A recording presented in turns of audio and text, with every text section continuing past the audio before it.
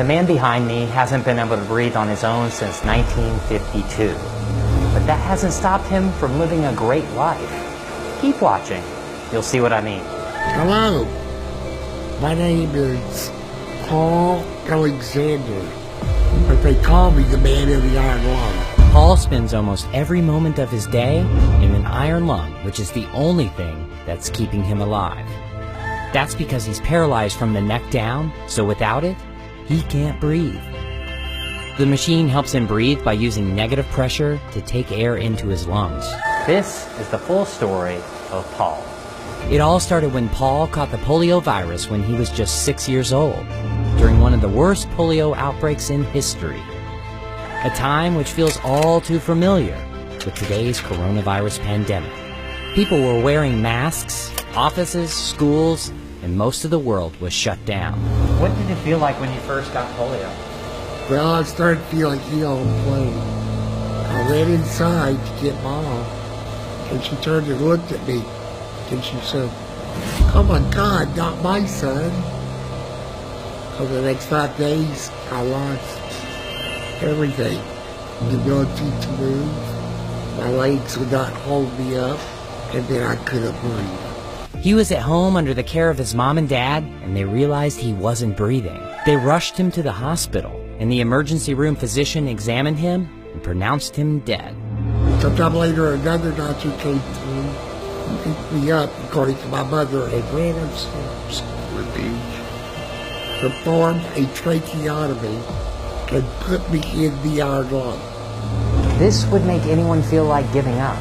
But just wait. You'll see that that isn't the case. I didn't want to die, so I continued to fight. So Paul did everything he could to get better. He fought against polio every day.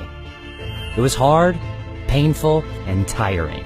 But I never gave up, and I'm not going to. 18 months later, he left the hospital and came to his residence in Dallas, Texas, but his life was never going to be the same.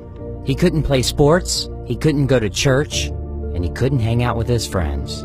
People didn't like me very much back then. I felt like they were uncomfortable around me. What did you do all day? Oh, the same thing everybody else does. I woke up, brushed my teeth, washed my face, shaved, had some breakfast.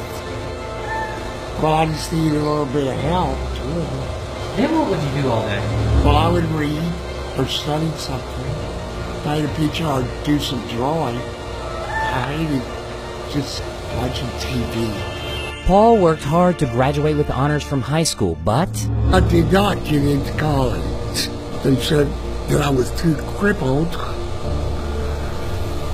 and did not have the vaccination. he didn't accept that. 2 years of tormenting them to death. They accepted me on 2 conditions. One, that I take the polio vaccine,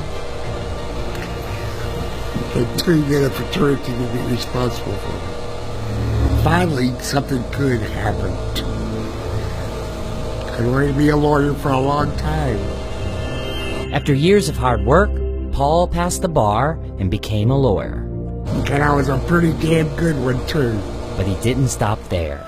With the help of a pen attached to a stick, Paul wrote his own biography entirely with his mouth. So why write a book? To inspire thousands of people, just like you. No matter where you're from, or what your past is, or the challenges that you could be facing. You can truly do anything. You just have to set your mind to it